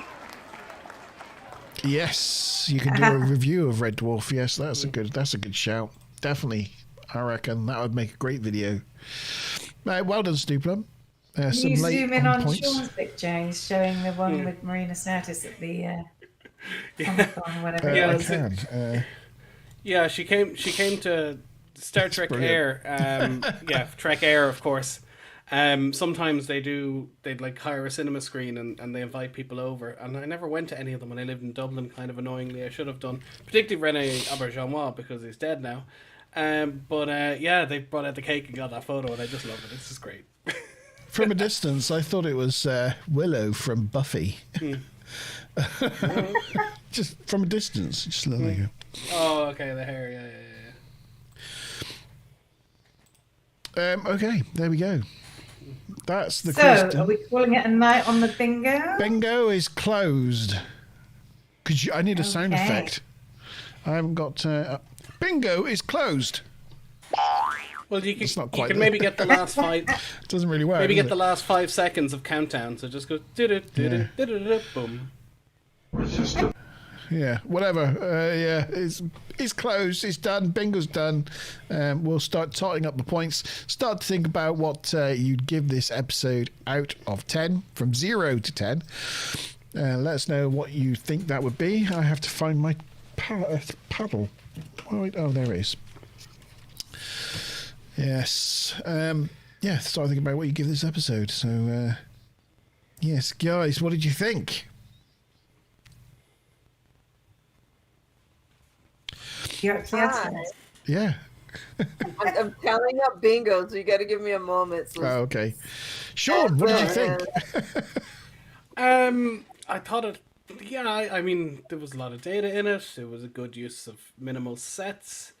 You always need to have a budget-saving episode. It's not quite a bottle episode, but minimal cast and minimal sets. The plot was reasonably good. It didn't plod along too much, and Brent was very funny. And as he must tell her he's a pretty cat, I think they could have given him a bit more comedy in it, and it would have been better. But there was a data episode, so that's always good. But the other thing is that it was a little bit inconsequential. You didn't feel any real jeopardy, and the solution was a bit silly in the end. They really should have come up with something a bit more than, use the interphasic pulse on the interphasic creatures. That was just awful. It's just so blindingly obvious that it's just like, what?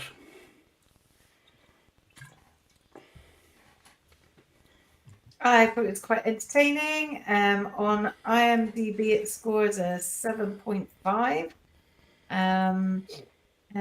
Yeah, I mean, good funny moments. Love Worf and the cat. It's just so good. All right, this is my take on it, right? So, this is one of my go-to, if I'm watching random TNG episodes, this is one of the ones that I actually like to watch. A bit like, Starship Mine or Yesterday's Enterprise or Cause and Effect. This is one of those ones that if I was watching an episode from season 7, this is one of those ones that I quite like to go and watch. However, that being said, it's still a strange twist of fate this year. You didn't enjoy it as much as you thought. No, right? And I still enjoyed it, and I'm still probably going to score it quite high. I still think it's good, but I did feel that some things slightly annoyed me, like the fact that, The miners. well, not really the miners, but I did wonder why they were But the way it was her. It was the little engineer. I forgot what was her name. The ensign. The fact that Yeah. after everything, Geordie in his like dating unsuccess, and the fact that he would get such an ick over an ensign possibly fancying him. Not that they made it overly overt that she did fancy him. She just might just be like awestruck and be a bit like fangirling over just a wonderful engineer, because that's her whole thing. She's into engineering and that, it happens that she just really respects him as an engineer, but he's rather taking it as she fancies me sort of thing, rather than be honoured that she would think he was that good, I just thought that was just, again, another bit of a trashy thing from the Geordie character and the way they write Geordie, which just, I think, again, it's just that bit of Geordie annoyance, It's like, why couldn't they just create better things for him? And the fact that it didn't go anywhere. He never addressed it. Data never addressed it. She never turns up in Star Trek again. She takes Picard out to look at some antimatter containers, and that's it. That's her gone. And then it's like, it's pointless. It just feels that and the whole conversations between Picard and whatever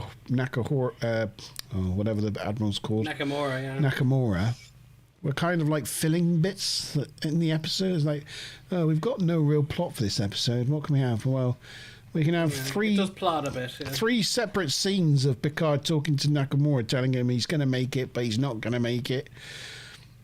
And some interactions with this ensign that goes nowhere and we'll never see again. Just, I don't know. It just felt a little disappointed. And that, and the whole, like, yeah, it seems obvious what they should do once they worked out what the creatures were. They should have maybe detached the remedy to something slightly more obscure that they wouldn't have thought of, rather than the actual name of the creatures themselves, Yeah, as I said, Red Dwarf did it better. Their version of it is just better. In their version, Crichton who's a robot, who's an android, gets infected with a virus, and they enter his system through the VR simulator, so kind of like walking into the holodeck, and they buy him enough time to figure out an antivirus to destroy it. But it's just a better plot. It's just all A plot, and it runs just perfectly, and it has all the humor where it's supposed to have humor, and things go wrong where they're supposed to go wrong, and it's just brilliant. Yeah. And this one it could have been more. That's the way I feel. Yes, it's that whole creepy Geordie thing. Oh dear. That's oh no. Yes. She looked way too available for him. I enjoyed this episode more than I remember it being enjoyable. I'm not feeling well, so when I was watching it, I'm like, okay, just get through the episode again, so you're not a complete loser at the trivia. Of course, that juicy piece of information has made my day in ways that are ridiculous. But I That's still put an think extra they're 2 awesome. points on the episode for you, isn't it? Yeah, and well, it's not just that it's 2.4 points. It's sexy information, but it's just new information that, like, when you see a show so many times, there's only so much you can glean out of it for facts or whatever. And for me, I was like, whoa, this one is not a reach. Did they just do what I thought they just do?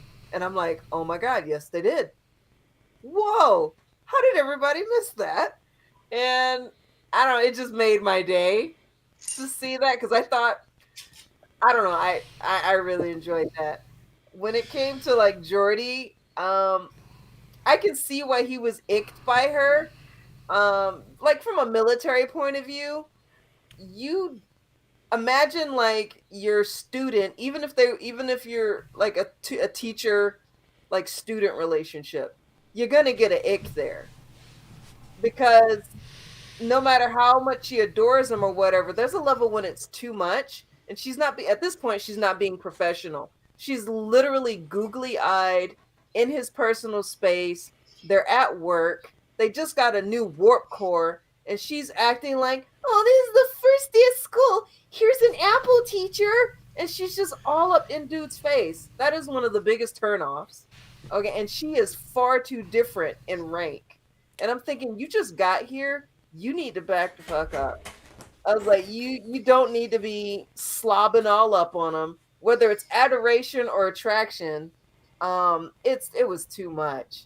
And if she continues to behave that way, he's responsible for anything that goes wrong. If she says, oh, it just didn't work out or whatever, that can actually be marked against him automatically. There's no conversation about it. You're the elder, or you're the higher ranking person. The higher ranking person gets the hammer.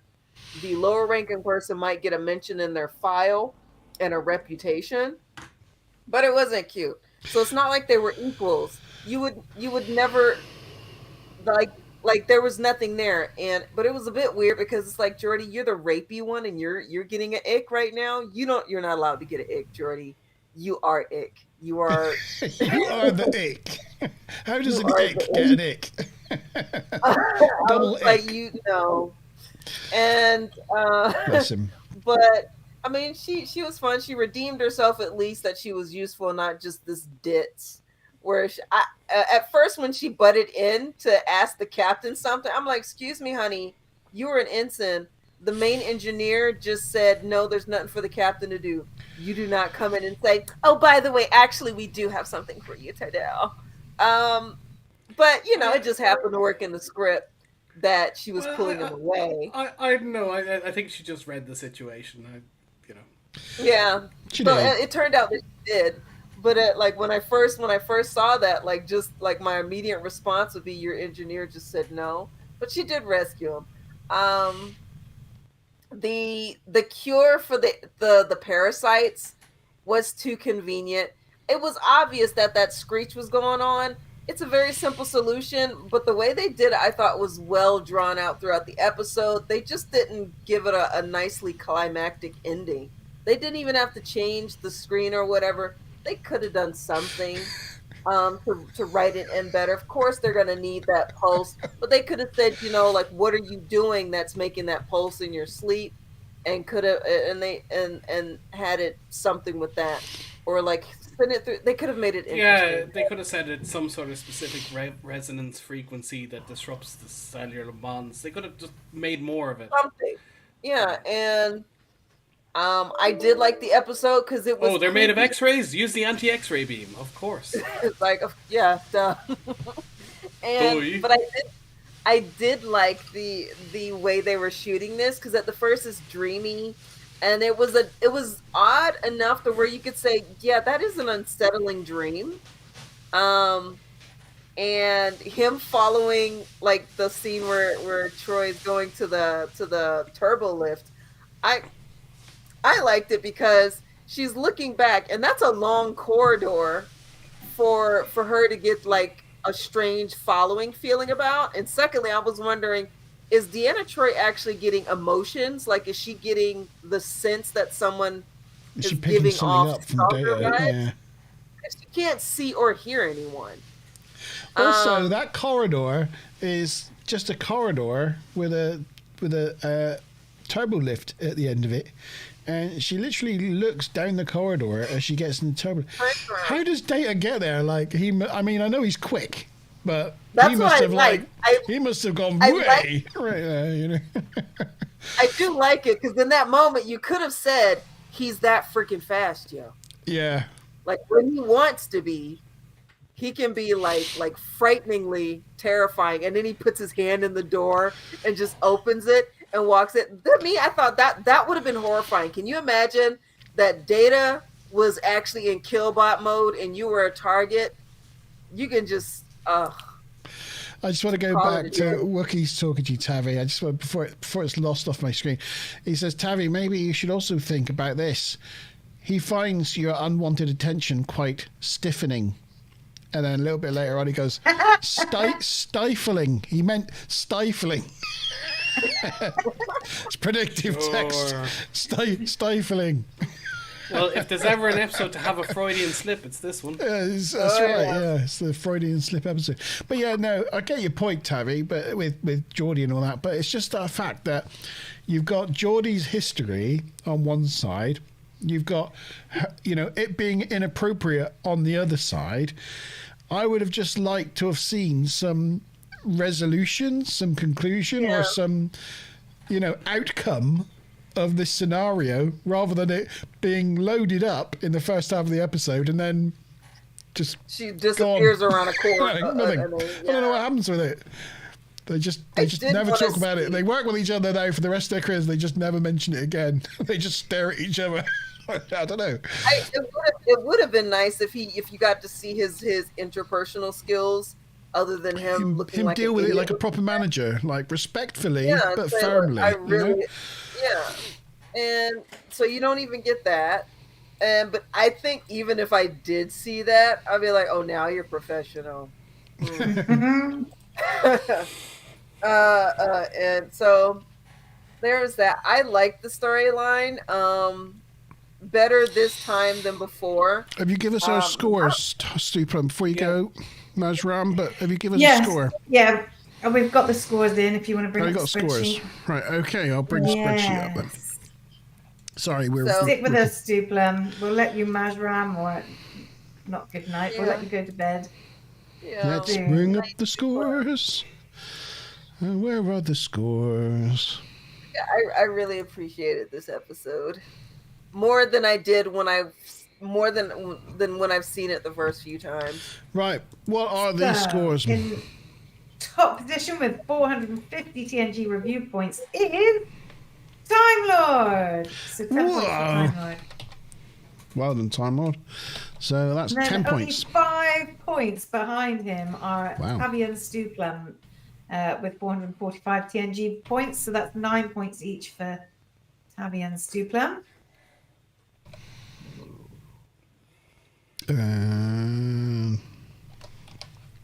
Okay. And then next, also in joint place, is myself and Ruth with 435 points, only 10 points behind. We got 7 points each on the scoreboard. 7, is it? 7. Yes. 7. So that's 48 and 46. And next, only 5 points behind us is your good self, Montalban. So you have 5 points on the scoreboard. 5. So that's 43. Next is G Star with 4 points. 4 points for G-Star. And Mr. T and Smiler both picked up some points on the bingo, 10 points each. So they're joint final position with 3 points each on the scoreboard. 10 and 15. Right. Let's give that a thingy.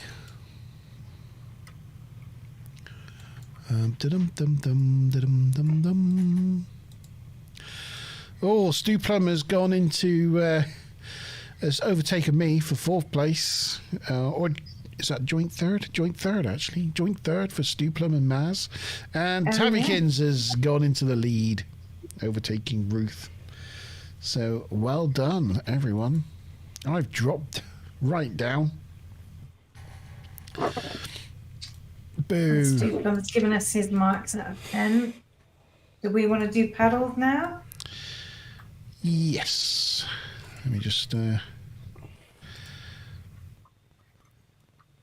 Time Lord's not far behind everyone, though, considering he's only just started, having won the night. Well done, Time Lord, for winning this evening. Well done, well done. Okay, what was the name of the episode again? I know a minute ago. Phantasms. Phantasms. Okay, ready? Has everybody got their paddles ready? Got my paddle. All right. 5, 4, 3, 2, 1. Boing. 10, 8, 8, 7. It's a 10 for Tabby. Have you given it the old D-man bonus? 10 what was for it for you, every Ness? 1 for every inch. What was it for you, Ness? 8. 8 for you, 10 for 10 Tabby, for Tabby. 7 for Sean. 7 for Sean. And everybody in the audience said 8, so that averages Everyone. out at 8. Wow. Pretty So consistent yeah, scores. that makes it the joint top scoring episode of the season so far, does. joint with Gambit Part 1. Yeah. Mazram Stuplum, you can go to bed now. Mazram Stupid. Night night again, he says. Yeah. No. Good night to you, sir. I like Yeah, so smiling on.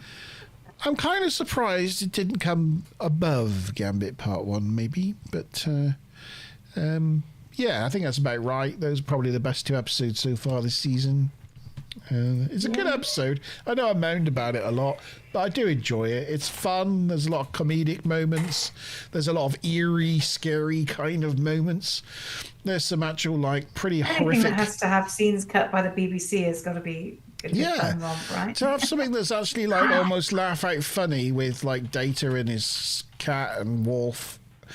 To go from that to like Data actually stabbing Deanna to death nearly. You know, I mean that's a pretty wild episode, isn't it?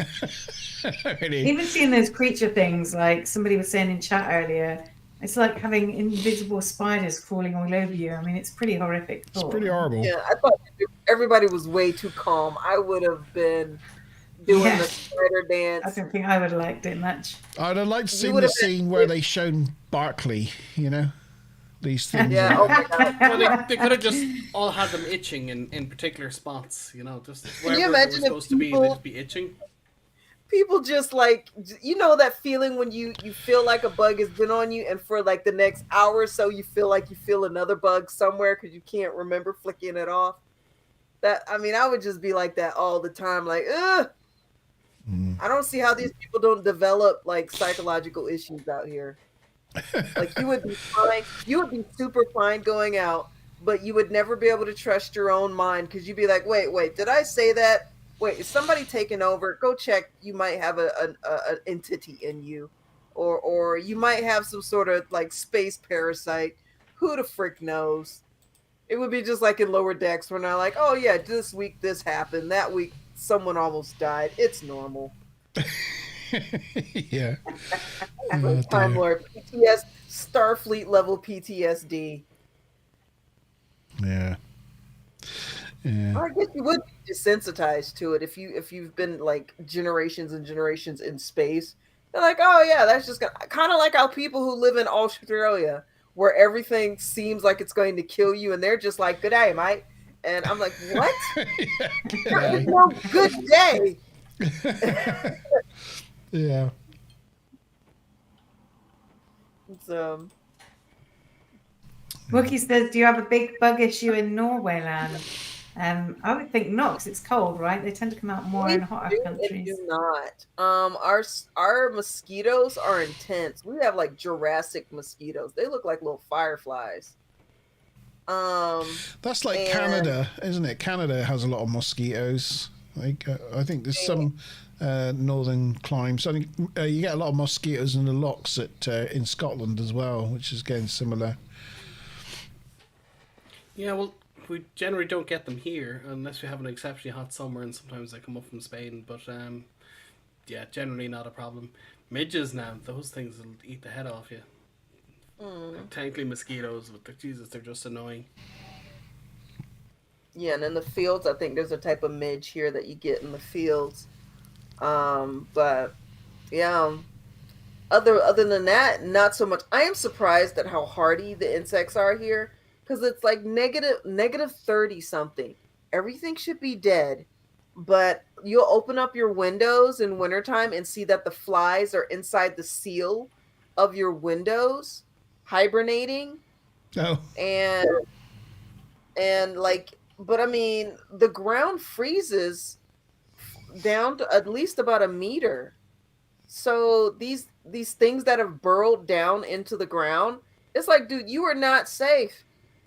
It's like, just because you dug down, I was like, you got to do some serious digging before you can stay warm in the wintertime. And it's amazing, which makes me worry. I'm like, if you can survive that level of cold, I'm concerned. And then we have a fly here that's called was it a kveik? What is it? You know, sweetie? It's a flesh biting fly. It literally comes, it's like a hole puncher. It will come to you. You wouldn't notice, and it will take a divot of flesh out oh, and Christ. fly away. And you just see blood dripping somewhere and a pocket of meat. Oh, my from your God. That's So- horrific. We have some ice age crazy shit going on here sometimes. Horseflies are a little bit like that. No, they can be nasty. You, Um, yeah, you definitely feel that. Yeah, you feel like you know, because I got a bald head every now and again, like on the back of my neck, on the back of my head. I feel like a bite, and it's like a horsefly is like landing on me, and you like it gets pretty horrible. Good night, Time Lord. If you're still, thanks for coming along. Well, congratulations on your quiz win. Hope to see you again. Good. Have a good week. Yeah. Just quickly looking at the leaderboard before we go off this page. It's 2 points between the leader and Ruth, Tavikins and Ruth, and it's only another 2 points back to Maz and Stuplum, with Mia 3 points behind that, and Time Lord 9 points behind that. So it's all pretty close still. It's all pretty close. 6 episodes in. Yeah. Tavikins, you're still our queen at the top of the pile. Woohoo! Surprise! No notes. I'm like, damn. No notes. I say, we'll have to see. Chief Sean's going to make the quiz harder next week. Well, apparently, I don't have a choice in the matter. Actually, no, I enjoyed this one because there was some hard stuff, some stumpers, and they were really fun. I don't know if like Stu It was Plum good. even He did a mentioned- good They were job. nice, Yeah. they were nice questions this week. It's You good just job. reminded me of I used to, back in my early 20s, used to go away on weekends away, and I'd always bring a digital camera because I'm old and used to need a digital camera, and I'd be taking photos of things and people be getting annoyed. Like, I'd catch them in the middle of a drink or something, their face going, you know, but it would make for a great photo. And all they'd see is a flash of a camera and they'd be like, get that fucking thing out of my face. And of course, the weekend would go by, and then come back to work on Monday, and I'd put all the photos up and tag everyone, and they'd all be delighted with it. But they complain and say, "Stop bringing that camera with you." So the next one, I didn't bring the camera, and then after the weekend, they go. 4 different people walked up to me out of the 12 and went, "Where are all the photos?" It's like, "What do you want from me?" It's Oh like, my we God. take the photos, and I'll go, "Get that camera out of my face!" And Yeah. and then but you.